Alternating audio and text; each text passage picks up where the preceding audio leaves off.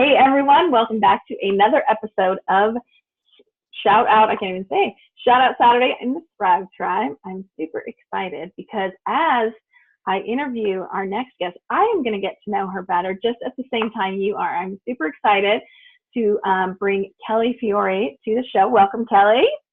Thank you for having me. Hi, everyone. And Kelly's coming to us all the way from Santa Barbara area. I'm in Solvang, California, the Santa Ynez Valley. So yes, and I have to tell you, Solvang, I had to go there a lot as a child because my mother's Scandinavian, and so that's her. She just loves going to see all the little shops there. But Kelly, welcome to the show. I'm so excited to have you here. Please tell us a little bit about yourself personally and what you do when you're hanging out in the Santa Ynez Valley. Oh gosh, well, there's so much about me to know. Where do you want me to begin? Most importantly, I am a mom to 3 beautiful, amazing boys. I'm a wife. I love business. I've been a business builder since I was young. I teach bar, so I'm also a bar instructor. I manage a yoga studio in town, so you could say I wear many hats these days. Yeah.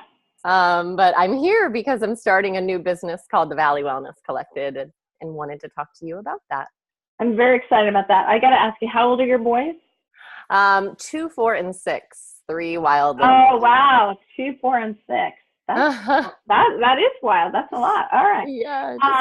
So I was fascinated by this idea of the Wellness Collective. I've heard of a few of them popping up here around, I'm not here, but around the country.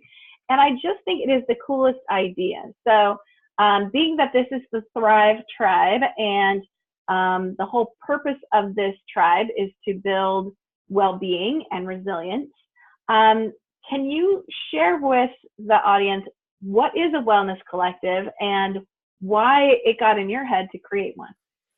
Well, I guess I should probably talk a little bit more about my personal journey that brought me to where I am today, because it's such a crucial part of this bigger picture. But as I mentioned, I've always been a business builder, right? Shouldn't have surprised me how important working was to me until I had stopped working. But I think back to when I was young and I started my first business in 5th grade, and at 16 years old, I had 4 jobs and competed in national marketing competitions. I've always just loved building business and using my creative tools to help market and grow companies. But we'll talk about a little bit more about how I got to start my business. I had owned a company prior to having my 3 children, and it was a creative marketing and promotional staffing firm. I worked with a lot of food and beverage companies doing in-store demos across the country. The liquor promotions in the bars. I had a whole casino division. And I loved it. But when I became a mom, I realized that I couldn't do that and give my business 110%. So I decided to partner with another company who kind of took over the majority of my accounts and close the business. But I should also say it kind of goes hand in hand. When you become a mom, you think you should be a stay-at-home mom. That's kind of what society tells you. And I was real excited to do it. I thought, yes, this is great. We can afford to do it. I can be home with my children, but I didn't realize how much of myself that I was giving up by doing that. And it took me a few years to realize that I was actually unhappy. I shouldn't say I was unhappy. I felt happy, right? I have this really blessed life, but why did I feel like I've lost some of myself? And I didn't really realize it until I found myself sitting on the couch every single night, drinking a bottle of wine and just depressed and not pleased with where I was. And I couldn't quite, pinpoint exactly what it was. Because again, like I said, I had so many amazing things. Shouldn't I feel fulfilled and feel happy? But I was depressed and I was anxious and snapping at my kids all the time and not petting my cat. Just all these silly little things, right? Why was I in this funk? And but I realized I certainly needed help. I wasn't happy with where I was with myself personally. I knew that drinking was not the right way to not process my emotions and how I was feeling. I also grew up in a household where that wasn't common to talk and express. So I never really knew, to give myself a little credit. I didn't really know Oh, how great. to handle all that. Mm-hmm. So I took the initiative to start going to group counseling to find other people who were going through similar things that I could really connect with. I hired a nanny to start helping with the children. My husband travels a lot, so that was a big relief, just having someone here regularly to help. And so I could go do all of my group therapy that I was doing, which was crucial.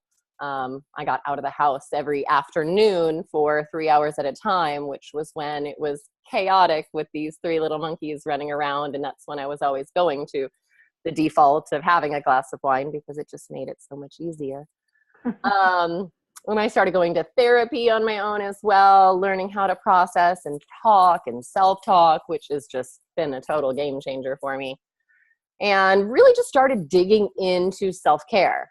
I made exercise a priority. I had some things happen with my body from like a gut health standpoint that I had to square away. So I started taking care of my nutrition better. I still need a little help with that because it gets so hard with 3 kids and 3 jobs to find the time to eat and eat right, since I am so picky. But so nutrition became important. I tried to find different natural ways to remedy the anxiety. Don't get me wrong, I was on Zoloft for a while and it was a life changer for me. I'm so thankful to have had that in my life. But now I'm trying to find other tools naturally of how to reduce my anxiety and my stress through breath work and meditating when I can make that happen, and going out in nature and all of that. And then creativity I also found was kind of a key focus for me. And for me, creativity comes through business. So it wasn't until I mentioned that I teach bar, and I got certified so I could help a friend of mine who had opened up her own bar studio. She was pregnant and was going to need some help during a maternity leave. And so I said, why not, right? Let's give something a try. I just had this weird gut instinct that said, do it, even though I'd only taken, I think, 4 bar classes in my life before I said, yes, why not? Let's try this out. So I realized once I was working with her, just these creative juices that started exploding, that really filled me with so much joy. I didn't realize that so much of that was what I needed to find me again. Because I just soar from happiness when I'm able to use my brain in such fun ways and give people ideas of how to market their business or new doors they could go knock on to sell at. I love making connections. I don't want to say I love to influence, but I love sharing my favorite things and my favorite people. It really is a passion of mine.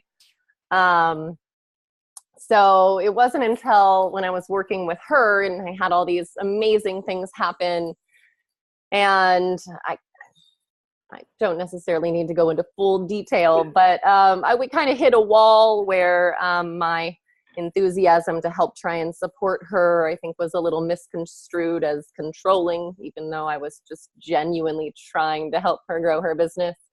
So I just realized it wasn't the place for me to be me, and everything I had been trying to do was to channel my energy around being the best version of me that I can be and feeling uplifted and feeling supported all the time.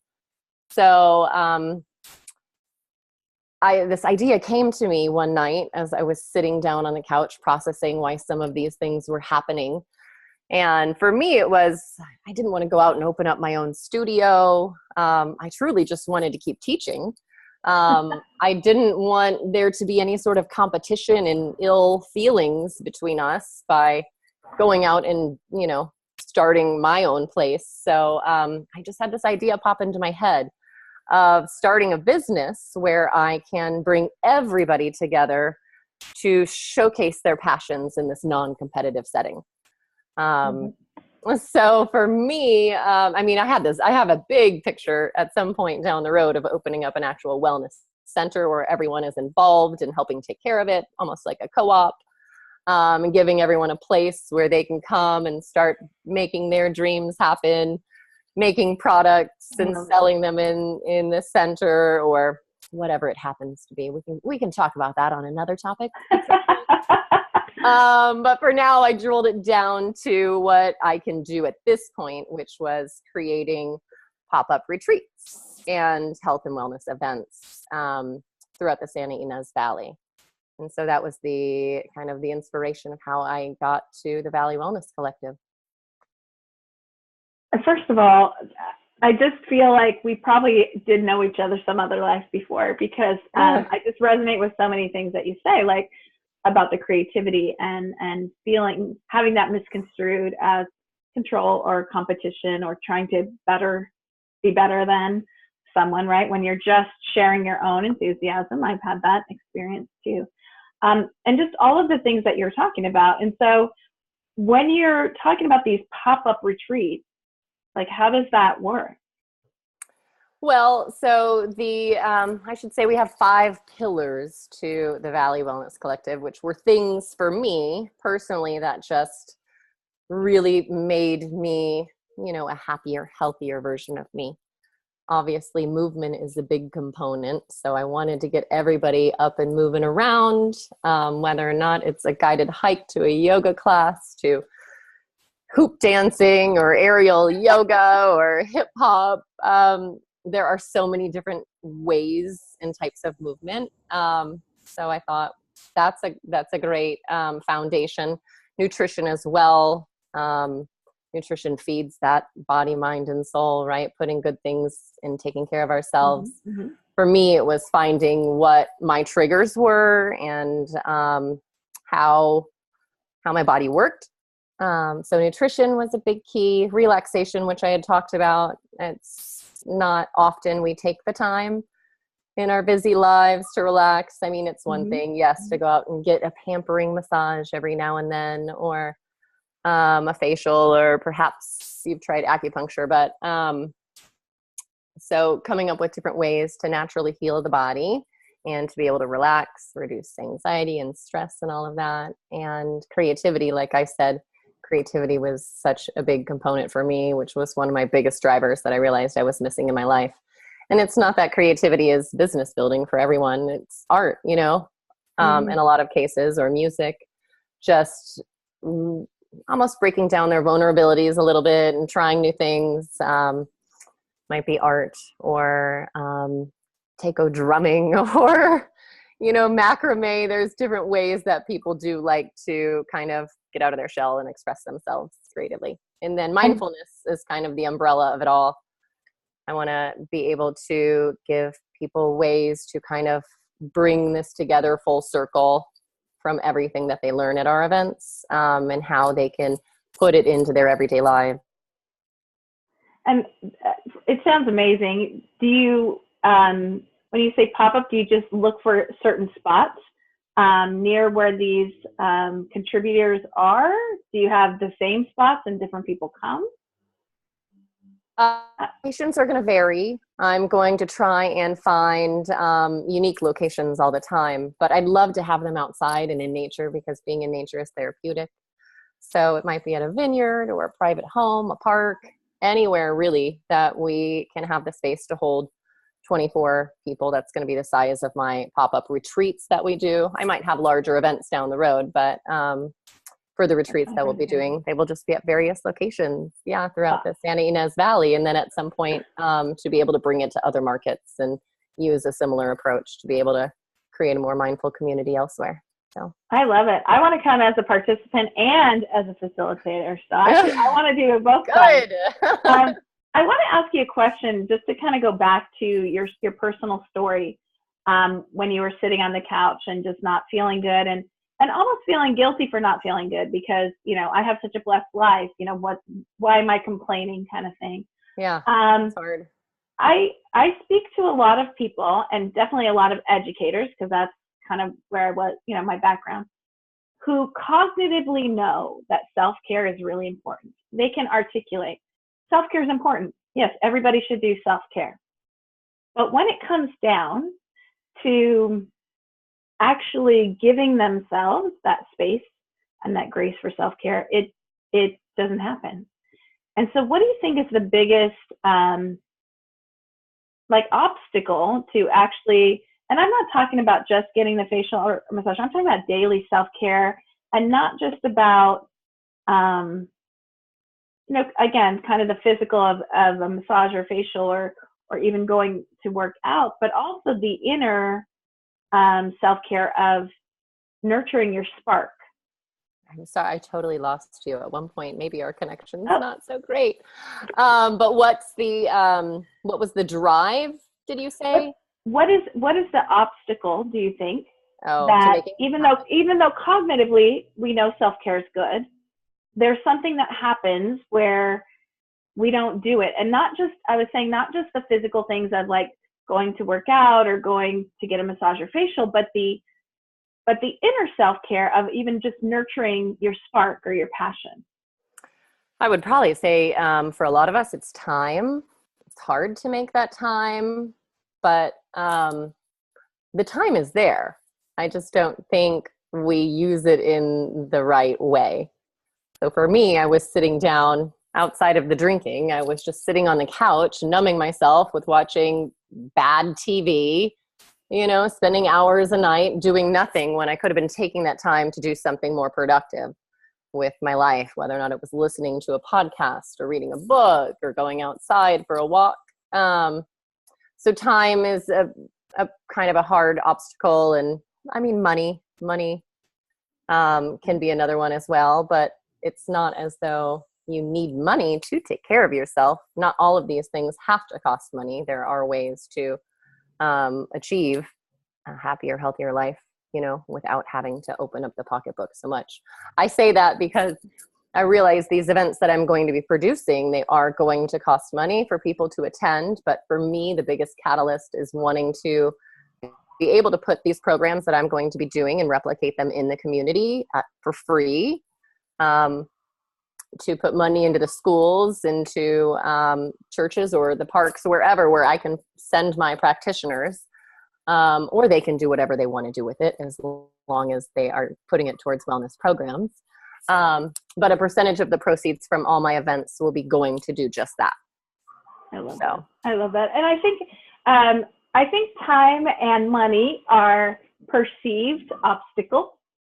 But like you said, the time's always there, and even money. So we can say, oh, I don't have money to get a massage, or I don't have money to take a class, but I have, you know, $20 I'll spend on Starbucks each morning. You know, I'll spend $5 a day on Starbucks. And so it's kind of just sitting down and maybe looking, how do I spend my time? How do I spend my money? And what part of that is going to my self-care? Yeah. You know, I think it's the last thing we put, you know, an emphasis on, that we prioritize. And for me, I personally just found that when I did start taking care of myself, you know, that's when I was able to be more productive. It's when I was happier and able to give better and be a better parent. I mean, I touch my husband now. You know, I like massage his shoulders sometimes and hold his hand. I used to not do that, along with my cat. So I have more love to give now, since I'm taking care of myself more. Absolutely. I love it. Well, I think it sounds amazing. We'll put links to this juicy stuff so you can explore it more, or contact her if you're in that area and want to be part of it. I'm going to ask you some kind of random questions. What's something that's always on your mind? Oh gosh, everything's always on my mind. My brain never stops working. This is the problem. I'm constantly thinking of new creative ways to not just help me and help my business, but help everybody around me. So that's always on my mind. I mean, you can ask so many of my friends. They're like, Kelly, where do you come up with these ideas? You never stop. You keep thinking. So that's what's always on my mind, is how I can help others, probably. I love it. What's one thing that one or more, but at least one thing that you want to stop doing?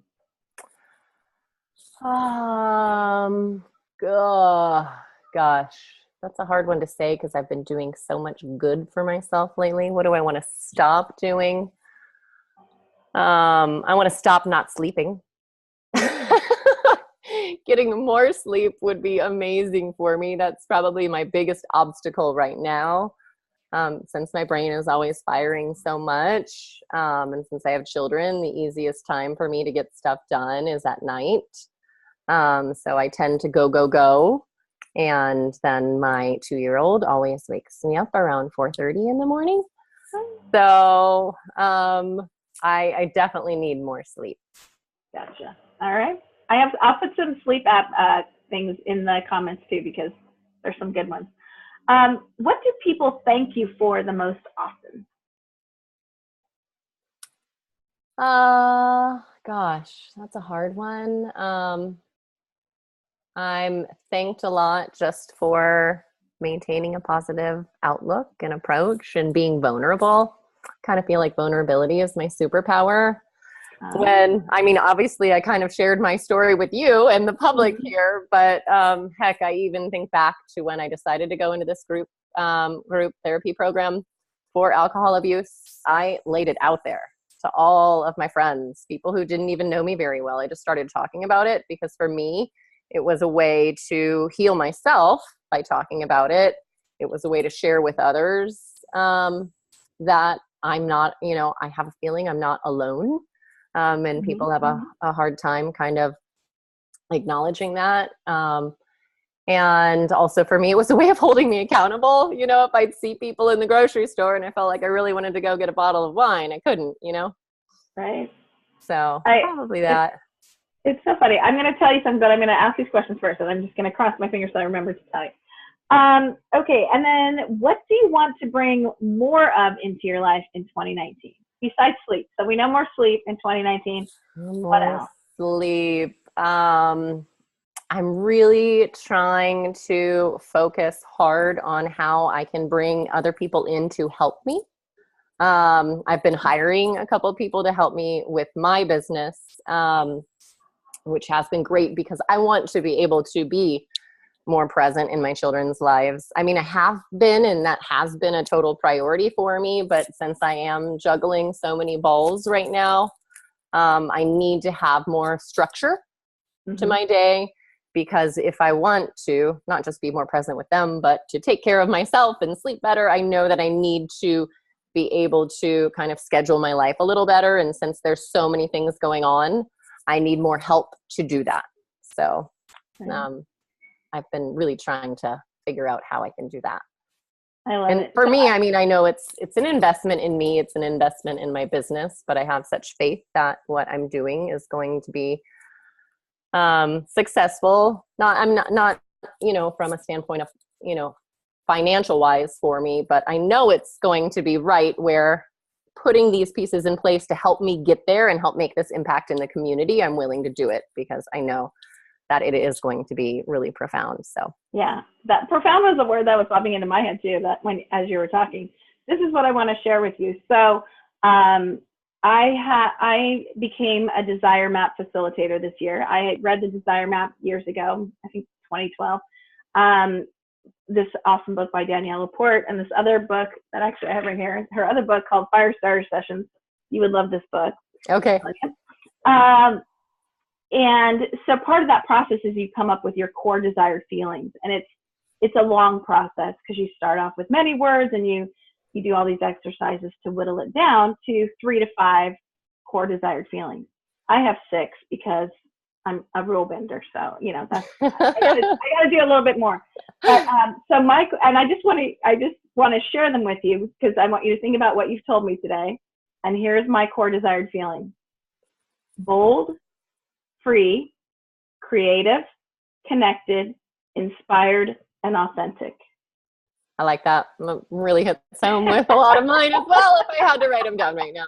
I know. It's really interesting. Okay, last question. Yeah. If you could teach the world just one thing, knowing that there's many, many lessons that they need to learn, what is one thing that you would want them to learn today from Kelly? Oh my gosh. Probably that to put a smile on their face as often as they can and share that with others, because I feel as though Sharing your positivity and your joy can help brighten someone's day. I can't tell you how often I walk down the street and I just say hi to total strangers and I'm smiling at people in their cars. And it's really fun to see how that can change their attitude. Because so often, and it's, not being present when you're driving around or walking around and not wanting to look people in the face. But how you can make an impact. And who knows, maybe they're having a really crummy day and they needed that. Absolutely. Oh, you got frozen? Brighten that moment for them. Okay. And smiles are contagious. So they are. Yes, they absolutely are. All right, now you're going to ask me one question. Well, you already answered my question. Oh, I did? Are you gonna be a collective member with me? Oh, yeah. Have you come and present at some point? Definitely. It's a little bit far drive, but it's a beautiful drive. So, Are you in LA? Is that why? I'm in Murrieta. It's about an hour north of San Diego. Yes. So it's probably, depending on traffic, 4-ish to 5-ish hours. Well, we'll make it happen. I'll book something fun around you. I would love to create an event for you, right? Actually, because doing an event like that would meet all of my core desired feelings. So it would be perfect. Perfect. Well, thank you so much, Kelly, for being on the show. We'll put some links to your stuff and please keep us posted. So when you're doing a retreat, let's put it in the Thrive Tribe so people know and want. Awesome. I will. I'll keep everything posted. Thanks so much, Joelle. It was really nice talking to you today. It was good. Yeah. And for the rest of you, I want to know your story. We all have a story to tell. We all benefit from hearing each other's stories. So please reach out to me, just message me and say, okay, Joelle, I'll do it. All right. Have a great rest of your Saturday. I will. You too, sweetie. Bye. Bye.